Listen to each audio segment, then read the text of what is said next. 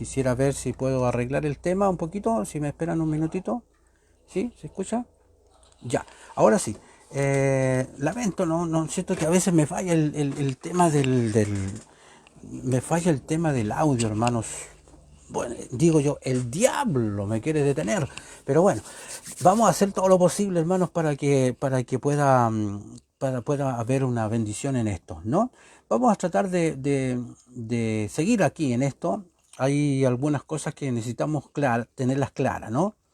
Em, Fíjate, hermanos, que podemos notar que el autor de Hebreo, ¿no es cierto?, está seguro de que el progreso es necesario. El progreso es necesario en la vida cristiana. ¿Ya? Ningún maestro llegaría a nada si no hiciera más que empezar ya por el principio una y otra vez cuando se pusiera a enseñar. De hecho, el autor de Hebreo dice que sus alumnos deben proseguir adelante hacia lo que él llama, ¿no es cierto?, teleiotes. En este caso, la versión Reina Valera traduce esta palabra por perfección, ¿ya? Pero cuando habla de perfección no se refiere a que seamos, o sea, aquí en esta vida, en este lado de la vida, no vamos a encontrar la perfección, no la vamos a encontrar, hermanos. No estamos hablando de perfección de ese que es sin pecado, si es imposible. La naturaleza pecaminosa siempre va a estar con nosotros mientras estemos aquí, ¿ya? Entonces, este teleios, que es muy interesante, esta palabra que habla de perfección, este teleios es una palabra que tiene que ver, hermanos, con una cosa de crecimiento, madurez. Hemos ido avanzando en el crecimiento. Entonces, de hecho, tiene un sentido técnico, lo vamos a tratar de explicar. Pitágoras, por ejemplo, dividía a sus alumnos de dos maneras: los que están aprendiendo y los mayores, ¿ya? Filón, que era otro escritor, hermanos, dividía a sus alumnos en tres clases diferentes: los principiantes, los que están avanzando y los que están empezando a alcanzar la mayoría de edad. Ahí ese teleio se refiere, ¿no? Los que están alcanzando la mayoría de edad, pero se refiere a lo espiritual, a la parte espiritual. O también el teleio, otra palabra en el original, es teleiotes. No implica un conocimiento completo tampoco, sino una cierta mayoría de edad en la fe cristiana. Eso es lo que está diciendo, ¿no es cierto? Que lleguemos a la perfección. ¿Ya? No, como dije, mayoría de edad, crecimiento, madurez, ya no pensamos como niños. ¿Te fijas? Esa es la idea. Entonces, el autor de Hebreo quiere decir dos cosas por mayoría de edad, ¿ya? Algo que tiene que ver con la mente, quiere decir que conforme una persona va avanzando en edad, debe pensarse las cosas por sí misma. Por ejemplo, debe ser capaz de decir mejor, ¿quién cree que es Jesús? Por ejemplo, ¿quién cree que es Jesús? Debe tener una comprensión más profunda de Jesús. No solo de los hechos, sino también del significado de lo que es en realidad la fe cristiana. ¿Te fijas el detalle? Entonces es muy importante, hermanos, que algo que tiene que ver con la vida también, esa es otra cosa, cuando hablamos de la mayoría de edad. Estamos hablando del crecimiento, estamos hablando de la estatura, ¿no? Algo que tiene que ver con la vida. O sea, conforme uno se va haciendo mayor, ¿no es cierto? Debe haber más y más reflejo de Cristo en tu vida. Tiene que estar desembarazándose, por ejemplo, por así decirlo, todo el tiempo de viejas faltas. Hay cosas que van una y otra vez y pasan los años y no salen de la vida de los hombres. Y la idea, ¿cuál es? Es ir adquiriendo nuevas virtudes. Esa es la idea, adquiriendo nuevas virtudes. O sea, deben amanecer cada día en su vida ¿qué cosa? Una nueva serenidad, una nueva nobleza, una paciencia un poco más crecida, ¿me entiendes? Esa es la clave. Como dice la oración, como decía una oración de un hombre desconocido, ¿no? O de una mujer desconocida, decía lo siguiente: tú sabes mejor que yo que me voy haciendo mayor, decía, y algún día seré vieja. Guárdame del hábito fatal de creer que siempre tengo que decir algo sobre todos los asuntos y en todas las situaciones. Líbrame de desempeñarme en arreglarles la vida a los demás. Hazme reflexiva, pero no maniática, dispuesta a ayudar, ¿no es cierto? Pero no a mandonear al medio mundo, con un arsenal de sabiduría como el mío. Parece una lástima no usarlo todo. Hay mucha gente que conoce muchas cosas, ¿no? Pero no usa todo eso, ¿no? Pero tú sabes, le decía, esta es una oración de una persona anónima, ¿no? Tú sabes, Señor, que quiero conservar algunos amigos hasta el final. Mantén mi mente libre, ya, del recital de detalles interminables. Dame alas para ir a derecha al grano. Sella mis labios a mis angustias y dolores. Crecen como los hongos y el desplegarlos le ve resultando a cada vez más dulce con el paso de los años. No me atrevo a pedir la gracia suficiente para escuchar con interés las historias de los males de los demás, pero ayúdame a soportarlas con paciencia. Bueno, la oración que es bien larga, pero una oración donde dice, yo necesito más de ti, necesito que me enseñes, necesito aprender, necesito más paciencia, manténme razonable, hazme una persona reflexiva, hazme una persona dulce, no, ayúdame a vivir como a Cristo le agrada que uno viva, ¿ya? Y al final de la oración dice así, mire, pero no me hagas una vieja gruñona, una vieja gruñona, dice que esa era una de las obras maestras del diablo, que una persona sea un viejito ya y sea medio gruñón. Dame la capacidad de descubrir cosas buenas en lugares inesperados y talento en personas insospechadas, y dame la gracia de decírselo. ¿Eh?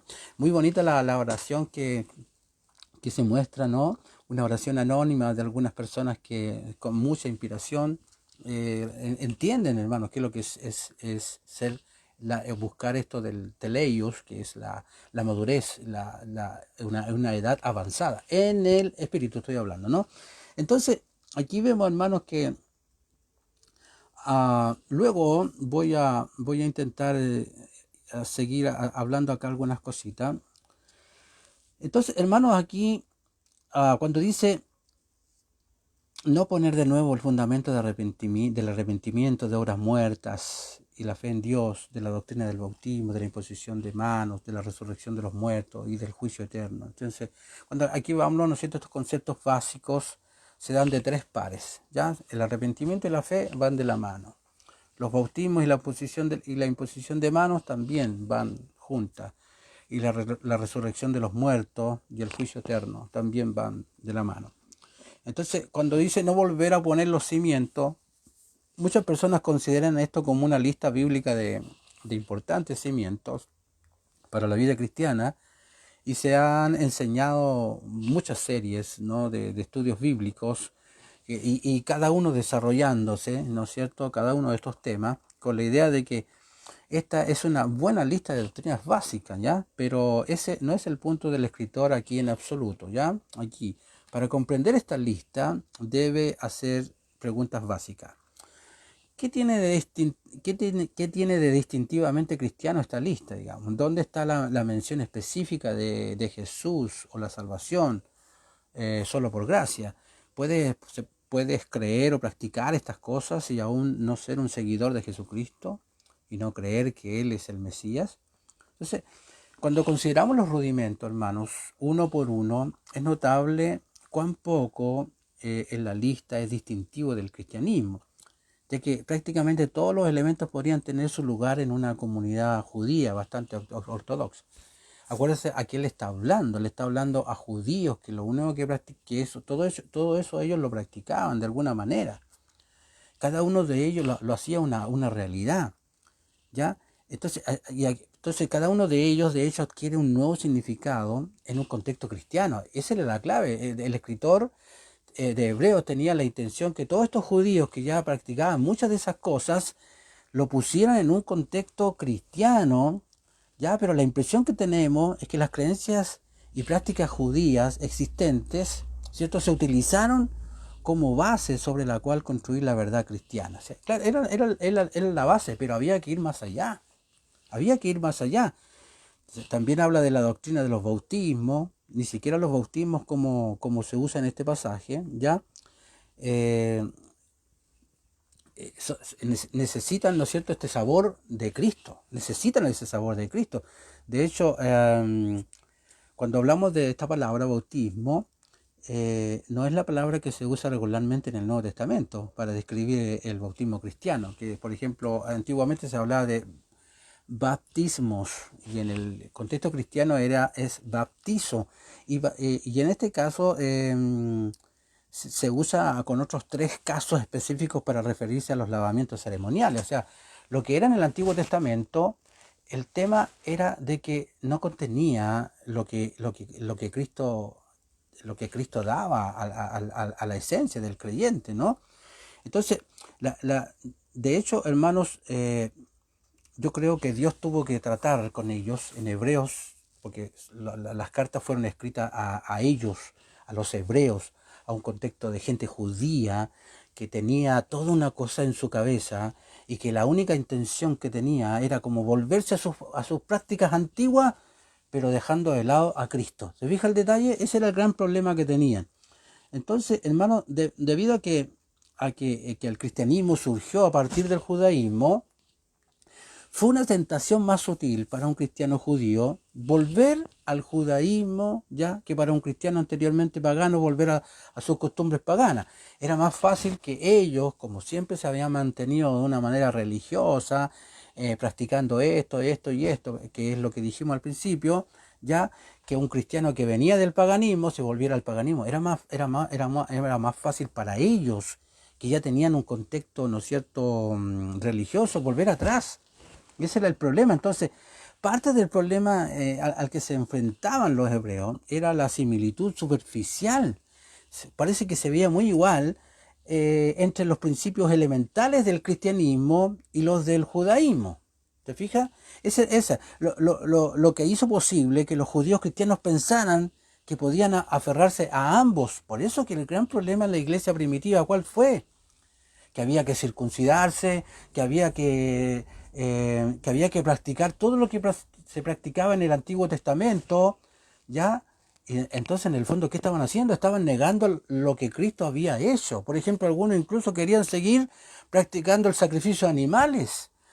Si querían seguir practicando el sacrificio de animales, entonces estaban dejando nula lo que Cristo había hecho, el sacrificio perfecto. Entonces, para que vaya comprendiendo un poquito, porque este capítulo es bien difícil, ¿eh? Pero lo podemos tratar de explicar. Ahora, por supuesto, ¿no es cierto? Estos judíos cristianos no querían abandonar la religión, pues ese es el problema. No querían abandonar la religión, pero querían hacerla menos definitivamente cristiana. Querían como mezclarla en el fondo. Que a mí me llama mucho la atención esto del sincretismo. Por ejemplo, yo me acuerdo que mi madre se convirtió, era católica, pero ella siempre mezclaba las cosas. Y le costaba dejar la costumbre que tenía antiguamente. Mezclaba y metía sus, ¿no es cierto? Metía sus imágenes y sus cosas así, aunque tenía a Cristo supuestamente. Entonces, pero para un religioso no es sencillo, no es fácil dejarlo todo y tomar de cero, por así decirlo, el cristianismo. Entonces, por lo tanto, hermanos, volvieron a este terreno común, por así decirlo, para evitar la persecución, porque a los que estaban persiguiendo, ¿a quiénes eran? A los cristianos, pero a los judíos, a los que hacían su ceremonia y hacían sus cosas regulares, no era para ellos la persecución. Entonces, viviendo de este modo más cómodo, viviendo en un terreno más común como este, la persona no sobresalía tanto. Entonces, un judío y un cristiano juntos podrían decir: arrepintámonos, pues, tengamos fe, realicemos lavados ceremoniales. ¿Se fija que se parece? ¿Ya? Pero esa fue una negación sutil de Jesús. Claro, era negar lo que Cristo había hecho. Entonces, esto es completamente característico de quienes se sienten desanimados, ¿no es cierto?, y desean darse por vencidos, ¿ya? Y siempre existe la tentación de seguir siendo religioso, ¿ya? Por eso que hay mucha gente que se vuelve a su religión antigua, ¿ya? Pero para ellos no era prácticamente un fanatismo seguir a Jesús en ese entonces. Entonces, ya yendo a los versículos, versículo 3, vemos aquí una declaración de esperanza y dependencia de Dios. Y esto haremos si Dios lo permite, dice. O sea, vamos a enseñar estas cosas, pero también, pero no tenemos que dejar afuera al principal. No podemos dejar afuera a Cristo. Entonces aquí dice, esto no debe tomarse como una implicación de que Dios puede no querer que lleguemos a la madurez, cuando dice, si Dios lo permite. Más allá de los conceptos básicos y comunes al cristianismo y al judaísmo, entonces cuando habla de Dios, si Dios lo permite, en cambio, ¿qué es lo que hace? Esto expresa la completa dependencia de los creyentes de Dios. Si avanzamos hacia la madurez, nos damos cuenta de que solo sucede a voluntad de Dios, ¿no es cierto? Así que, y aquí encontramos con el tema del peligro de caer. Más adelante ya vamos a tener que comprender un enfoque de pasajes controvertidos que aparecen aquí, ¿no es cierto? Entonces existe una gran tentación de moldear un pasaje difícil, ¿ya? En lo que pensamos que debería decir, de acuerdo con nuestros sistemas teológicos inclinados. Sin embargo, primero debemos preocuparnos por comprender lo que dice el texto, en este caso, o la exposición del texto, antes de preocuparnos por encajar lo que dice en un sistema de teología. Te fijas que es bien avanzado lo que estamos tratando de ver acá. Los sistemas de teología tienen cierto valor, ya que muestran cómo las ideas bíblicas están conectadas y muestran que la Biblia no se contradice. Pero el camino hacia los sistemas correctos comienza, hermanos, con una comprensión correcta del texto. Por eso es que es importante comprender lo que dice el texto. Y ahí está este hermoso ramo que hacen en el Instituto Bíblico y que debiéramos enseñarlo lo más básico en cada iglesia, a cómo interpretar un versículo bíblico. Ya, entonces vemos, hermanos, que llegamos a este pasaje nosotros mismos con la intención de leerlo, ya con la sencillez de un niño, todo lo que encontramos en él para expresarlo, y si parece que no está de acuerdo con algo que hemos sostenido hasta ahora, estamos dispuestos a desechar cada doctrina propia en lugar de un solo pasaje de la Escritura, decía Spurgeon. Entonces, más vale que seamos inconsecuentes con nosotros mismos que con la palabra inspirada, ¿no? Entonces, eso decía Spurgeon, ¿no? Me han llamado, decía Spurgeon, me han llamado calvinista, me han llamado arminiano o arminiano calvinista, así como una mezcla, y estoy bastante contento siempre que pueda mantenerme cerca de la Biblia. A este gran hombre le interesaba mantenerse cerca de la Biblia, ¿ya? Entonces, hermano, Satanás conoce las Escrituras y sabe, ¿no? Y este siguiente pasaje ha sido correctamente llamado como uno de los favoritos del diablo. Lo voy a leer de nuevo para que no nos perdamos en el versículo en el cual estoy, ¿no? Me parece que es el 3. Estoy súper atrasado con estos versículos.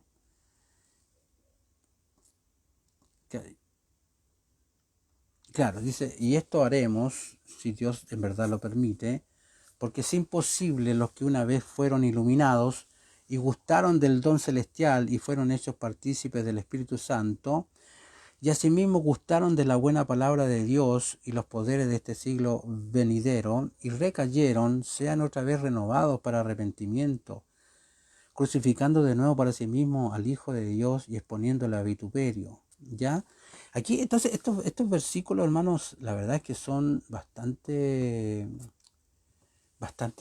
difíciles de explicarlo. Si se cae, por ejemplo, no tiene posibilidades de volver. Eso es lo que vamos a tratar de explicar.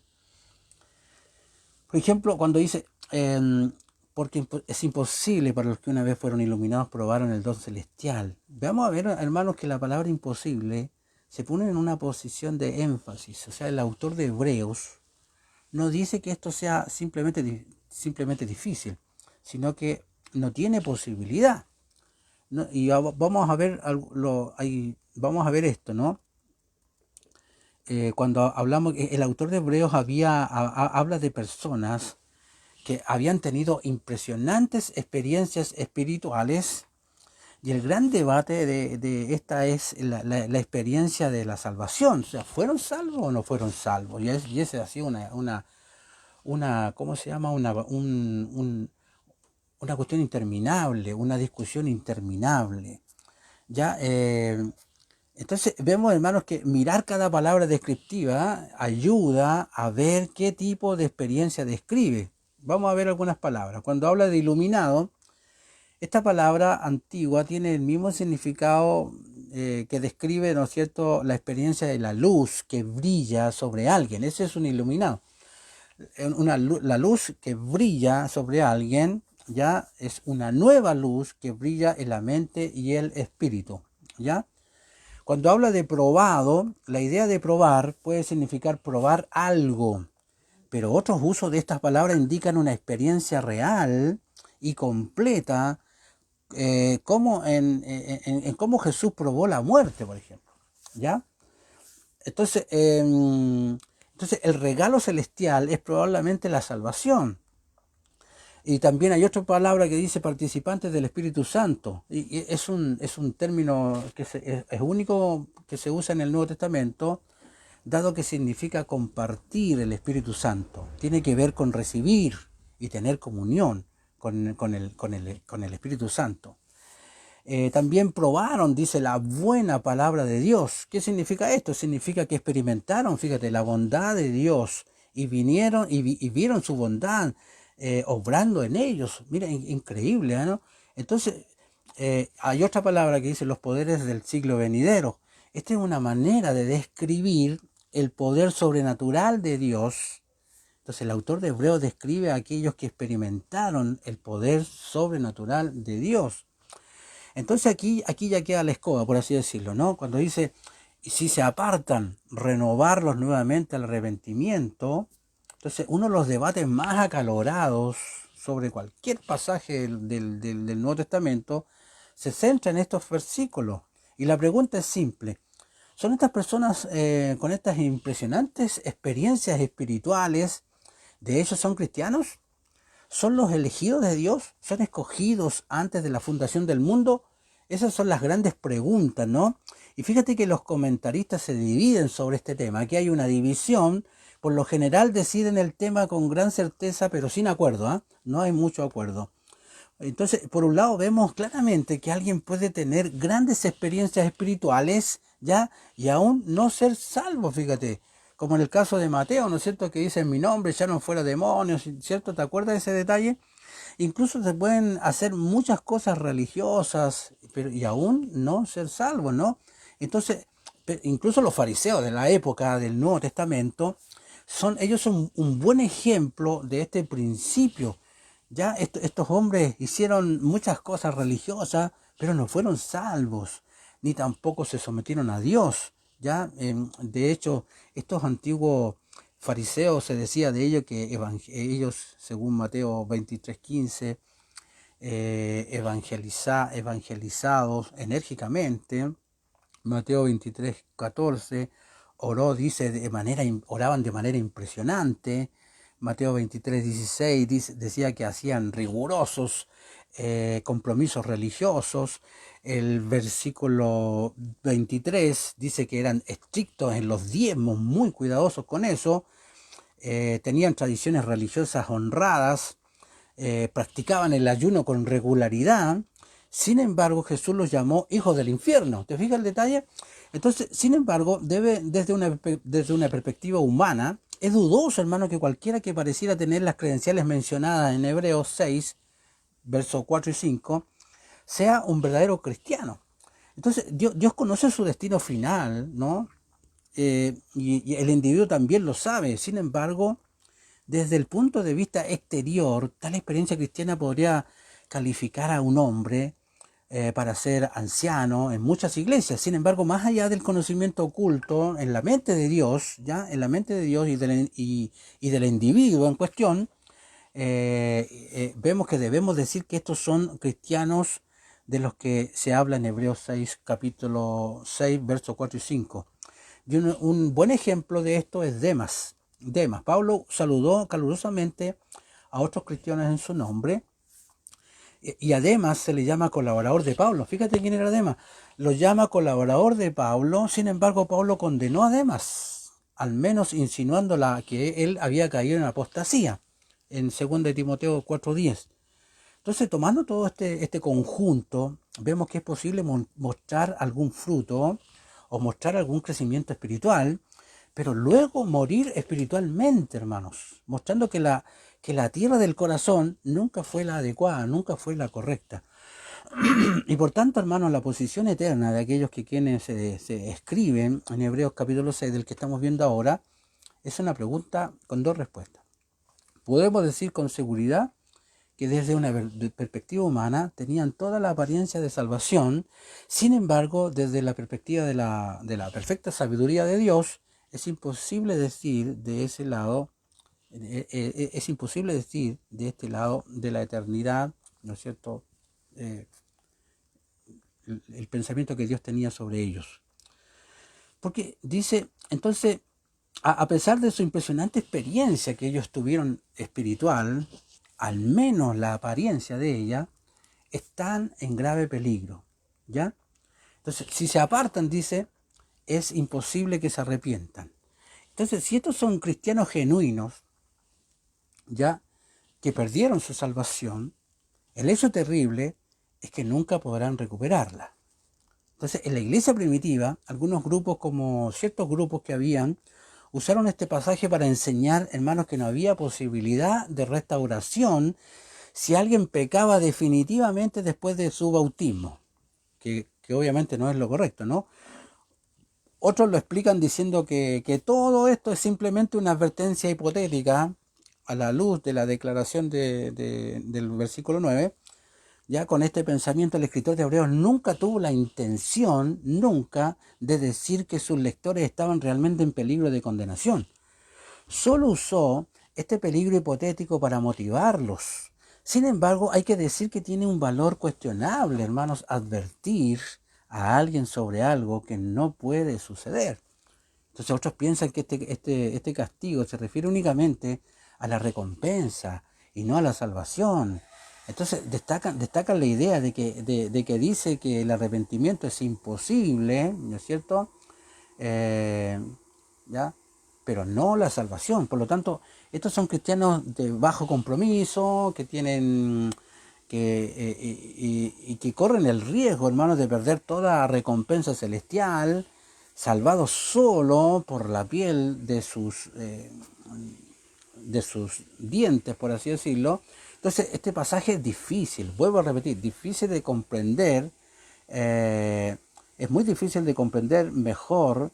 Lo ideal es meterlo dentro del contexto en el cual se escribió. Por ejemplo, el autor de Hebreos quiere decir que si se retiran al judaísmo, eso es lo que estaba diciendo, que si se retiran al judaísmo, permiso,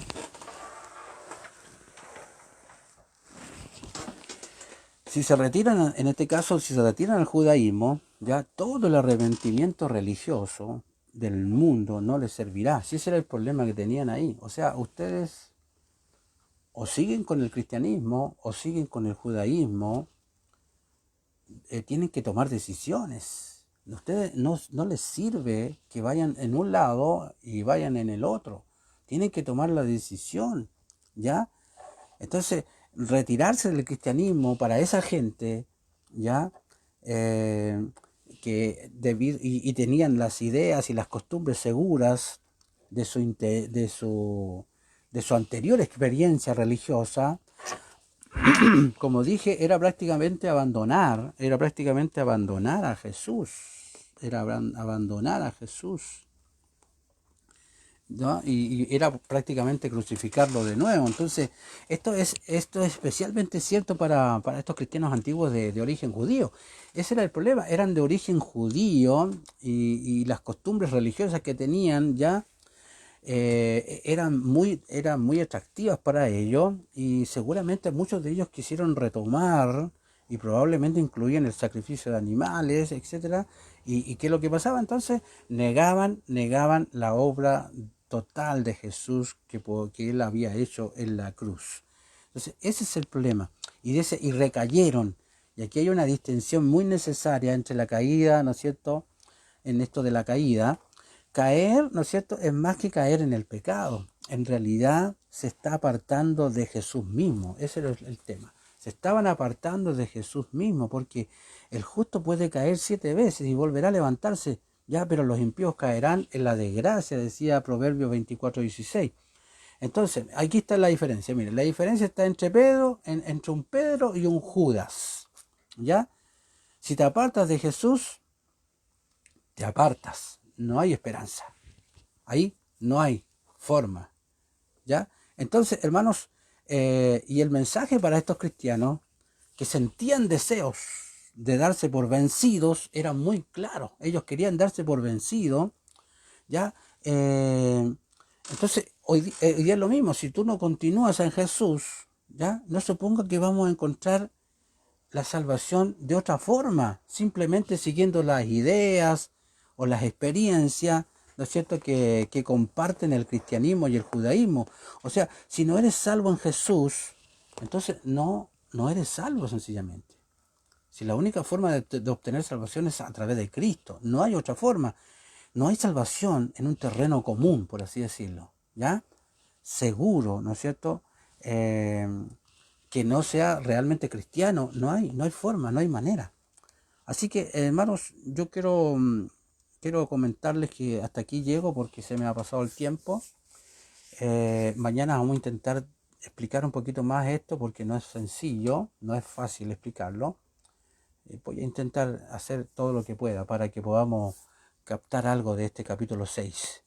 Me encontré con el capítulo más difícil de Hebreos, podría decir yo. Muy, muy difícil. Así que espero que haya sido de algún apoyo, de alguna ayuda para alguno de ustedes.